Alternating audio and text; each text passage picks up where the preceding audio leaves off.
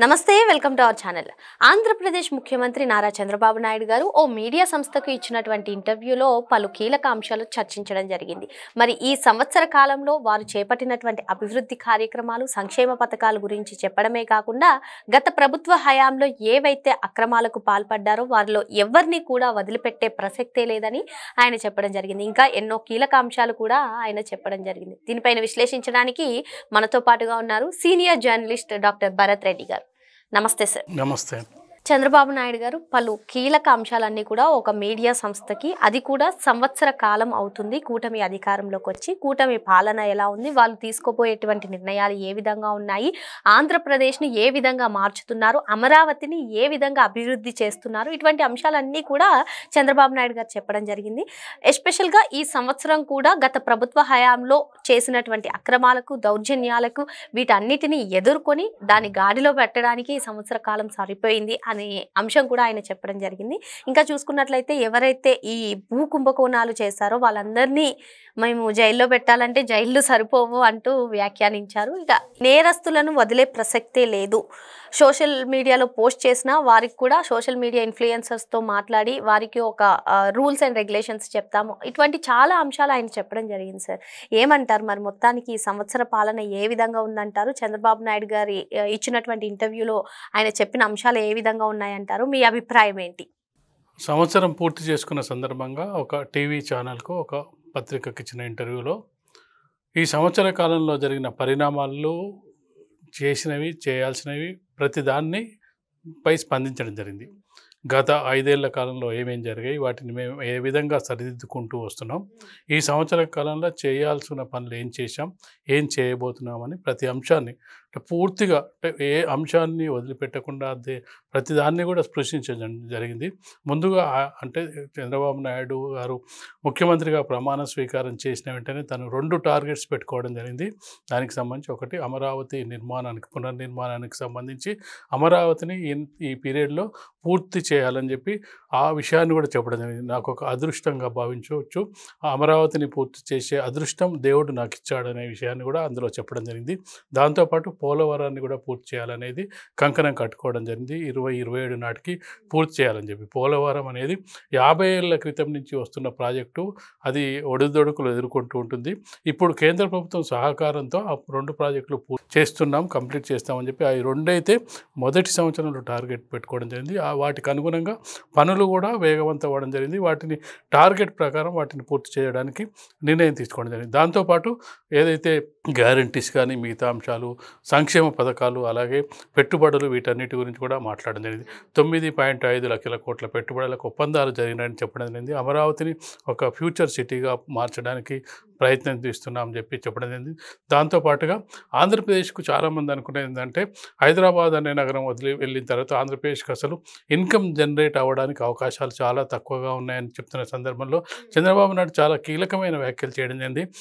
ఆంధ్రప్రదేశ్కు పోర్టులు అంటే కాకినాడ పోర్టు, వైజాగ్ పోర్టు, ఇవి మచిలీపట్నం పోర్టు, ఇవన్నీ కూడా కేవలం ఆంధ్రప్రదేశ్ ప్రాంతానికి మాత్రమే ఉన్నాయి. పోర్టులు ఎక్కడైతే ఉంటాయో అవి అభివృద్ధి దిశలో ప్రయాణిస్తాయి. గతంలో ఉమ్మడి రాష్ట్రంలో ఉన్నప్పుడు పూర్తిగా హైదరాబాద్ పైనే దృష్టి పెట్టడం వల్ల ఆంధ్రప్రదేశ్లో ఉన్న ఆ పోర్టులని ఏ ప్రభుత్వాలు కూడా, గత ప్రభుత్వాలు పట్టించుకోకపోవడంతో ఇప్పుడు బాంబే మాదిరిగా వైజాగ్ని అభివృద్ధి చేస్తున్నారు. ఎందుకంటే బాంబేకు పూర్తిగా పోర్టుల ద్వారానే ఆదాయం వస్తున్న నేపథ్యంలో పోర్టులను అభివృద్ధి చేయడానికి కూడా కంకణం కట్టుకున్నాం. అంటే ఎక్కడెక్కడ మనకు ఫెసిలిటీస్ ఉన్నాయి, ఎక్కడైతే మనం పొటెన్షియల్ ఉంది, ఎక్కడైతే ఉద్యోగాలు జనరేట్ అవుతాయి, వాటన్నిటి కూడా మాట్లాడడం జరిగింది. దాంతోపాటు ఇక మీరు అడిగినట్టుగా మిగతా విషయాలు, చాలా విషయాలు, అభివృద్ధి, అది వెంటిలేటర్. ఇక్కడ అమరావతి గురించి వచ్చినప్పుడు జగన్ దెబ్బతోటి అమరావతికి సింగపూర్ వాళ్ళు రావాలంటే భయపడుతున్నారు, వెంబెలెత్తిపోతున్నారు అంటూ కూడా వ్యాఖ్యానించారు. ఏంటంటారు మరి? మొత్తం పెట్టుబడిదారులందరూ కూడా భయంతో పరుగులు తీసిన స్థాయి నుంచి మేము ఈరోజు 9.5 లక్షల కోట్ల పెట్టుబడులని ఈరోజు ఒప్పందాలు చేసుకోవడం జరిగింది. సింగపూర్ కంపెనీ వాళ్ళైతే జగన్ దెబ్బకు మేము వెళ్ళి మాట్లాడినా వాళ్ళు రావట్లేదు, భయపడి పారిపోయిన సంఘటన జగన్మోహన్ రెడ్డి ప్రభుత్వం ఉన్న సందర్భంలో జరిగింది అని చెప్పడం ద్వారా ఏంటంటే, గత ప్రభుత్వం చేసిన ఎవరైతే ఇన్వెస్టర్స్ని రావడానికి పెట్టుబడిదారులని భయపెట్టిరో ఆ అంశాన్ని కూడా మాట్లాడడం జరిగింది. దాంతోపాటుగా వెంటిలేటర్స్ మీద ఉన్న వ్యవస్థని ఒక్కసారిగా ఇప్పుడు కొంచెం గాడిన పెట్టే ప్రయత్నం చేస్తున్నాం. ఇప్పుడు ఇప్పుడు కొంత ఆక్సిజన్ ఇస్తున్నాం. దానికి కేంద్ర ప్రభుత్వం సహకరిస్తుంది. దాని ద్వారా మేము కొంచెం ముందుకు వెళ్ళగలుగుతున్నాం. వ్యవస్థలన్నీ అన్నీ పాడయ్యాయి. అన్ని వ్యవస్థల్ని మాకు సరిదిద్దడానికి 1 సంవత్సరం కాలం పట్టింది. దాంతో పాటుగా ఏదైతే మేము సూపర్ 6 అన్నామో సూపర్ 6 అమలు చేయడానికి ఈ సంవత్సరం నుంచి అమలు కార్యక్రమం ప్రారంభిస్తామని కూడా చెప్పడం జరిగింది. దానిలో భాగంగా సంక్షేమం, అలాగే చూసుకున్నట్టయితే అభివృద్ధి అన్నట్టు భాగాల్లో తీసుకెళ్ళడానికి చేస్తామని చెప్పడం జరిగింది.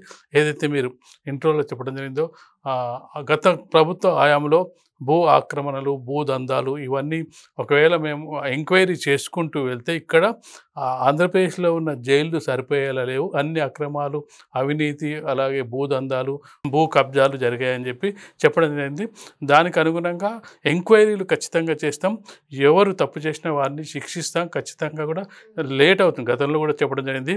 కొంత లేట్ అవుతుండొచ్చు కానీ శిక్ష కంపల్సరీ వేస్తామని చెప్పడం. అందుకు అనుగుణంగానే నిన్న ఇచ్చిన ఇంటర్వ్యూలో కూడా ఆ అంశాన్ని కూడా ప్రస్తావించడం జరిగింది. సార్ ఇక్కడ ఇంకొకటి సార్, ఇప్పుడు కూటమి ప్రభుత్వం అధికారంలోకి వచ్చి ఏడాది గడుస్తున్నా ఎటువంటి చర్యలు లేవు. గత ప్రభుత్వ హయాంలో ఎవరైతే అక్రమాలకి, దౌర్జన్యాలకి పాల్పడ్డారో అని చెప్పి అసంతృప్తి కార్యకర్తల్లో, ప్రజల్లో కూడా ఉంది అంటూ వార్తలు వస్తున్నాయి. సో మరి మొత్తానికి చంద్రబాబు నాయుడు గారి ఈ కామెంట్స్తో అంటే త్వరలోనే చర్యలు ఉంటాయి అని ఎక్స్పెక్ట్ చేయొచ్చా? ఖచ్చితంగా. అంటే ఒక పని చేస్తున్నప్పుడు ముందు వెనక ఆలోచించాల్సిన అవసరం ఉంటుంది. ఏదైనా ఆరోపణలు వచ్చినప్పుడు ఆరోపణలకు సంబంధించి దర్యాప్తు సంస్థలు పూర్తిగా ఆధారాలు సేకరించాల్సి ఉంటుంది. లేదంటే ఊరికే ఏదో ఆరోపణలు రాగానే అరెస్ట్ చేయడం, చంద్రబాబు నాయుడు గారిని కూడా జగన్మోహన్ రెడ్డి అరెస్ట్ చేయడం, ఆధారాలు ఉన్నాయా లేవని. దర్యాప్తు సంస్థలు పూర్తిగా వాటికి సంబంధించిన భూ కబ్జా జరిగిందంటే ఏ విధంగా జరిగింది, ఎట్లా జరిగింది, ఎవరి నుంచి ఎవరికి జరిగింది, ఎవరు మధ్యలో ఉన్నారు, ఏంటి, ఇవన్నీ ఆధారాలు సేకరించినాక పకడ్బందీగా అరెస్ట్ చేసే కార్యక్రమం ఉంటుంది. అంటే చాలామంది రెడీమేడ్గా వెంటనే అరెస్ట్ చేయాలని కోరుకుంటారు కార్యకర్తలు కానీ, పార్టీ నాయకులు కానీ చంద్రబాబు నాయుడు గారు ముందే అధికారం చేపట్టిన వెంటనే చెప్పడం జరిగింది. రాజకీయంగా కక్ష సాధింపు ఉండదు.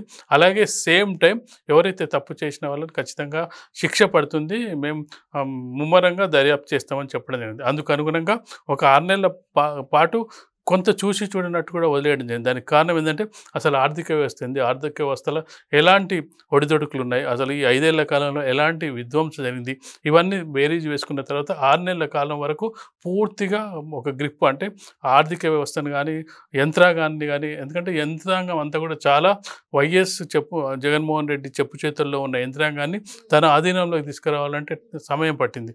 అప్పటికి కూడా కొంతమంది అధికారులు ఇప్పటికి జైలుకి వెళ్తున్న వాళ్ళు ఉన్నారు. వాళ్ళంతా పూర్తిగా జగన్మోహన్ రెడ్డికి వీర భక్తులుగా మారిపోయి వాళ్ళు ఒక రాజకీయ నాయకులుగా, వాళ్ళొక పార్టీ కార్యకర్తలుగా మారిన సందర్భాన్ని మనం చూస్తే, ఇప్పుడు అరెస్ట్ అవుతున్న వాళ్ళని చూస్తే ఐఏఎస్లు, ఐపీఎస్లు కూడా ఇలాంటి పనులు చేస్తారా అని అంటే ముక్కున వేలేసుకునే సంఘటనలు మనకు కనిపిస్తున్నాయి. వాళ్ళందరినీ ఎవరిని పోస్ట్ చేసినట్టయితే వాళ్ళు మంచి ఫలితాలు ఇస్తారు, నిజాయితీగా నిష్పక్షపాతంగా పనిచేస్తారు అన్నదానికి ఒక 6 నెలల సమయం తీసుకోవడం జరిగింది. 6 నెలల సమయం తర్వాత చూసుకున్నట్టయితే కేసులను ఒక్కొక్కటిగా బయటకు తీసుకురావడం జరిగింది. ఈ క్రమంలో గత 3-4 నెలల నుంచే వైసీపీ నాయకులకు సంబంధించిన కేసులు బయటకు రావడం జరుగుతుంది. లిక్కర్ స్కామ్ అయినా, భూదందాలైనా, లేదంటే మిగతా ఏ కేసులైనా కానీ ఈ 6 నెలల కాలం నుంచి వస్తున్న సందర్భంగా ఏదో విధంగా వైసీపీ నాయకులైన, అందులో నాయకులు లేదంటే మాజీ ఎమ్మెల్యేలు, మాజీ ఎంపీలు, మాజీ మంత్రులు ఎక్కడో ఒక చోట ఇన్వాల్వ్ అయిన సందర్భాన్ని మనం చూస్తున్నాం. వాళ్ళతో పాటుగా అధికారులు కూడా ఇన్వాల్వ్ అయిన సందర్భాన్ని మనం చూస్తున్నాం. అందుకే ఖచ్చితంగా వాళ్ళకి శిక్ష పడుతుంది. శిక్ష తప్పించుకునే అవకాశమే లేదని చెప్పి స్పష్టంగా హెచ్చరికలు అయితే జారీ చేయడం జరిగింది. మరి మొత్తానికి చంద్రబాబు నాయుడు గారి ఈ కామెంట్స్తో వెంటనే చర్యలు ఉంటాయి. గత ప్రభుత్వ హయాంలో ఎవరైతే అక్రమాలకు, దౌర్జన్యాలకు పాల్పడ్డారో వీళ్ళందరిపైన చర్యలు ఉంటాయి అన్నట్టుగా తెలుస్తుంది. Thank you sir.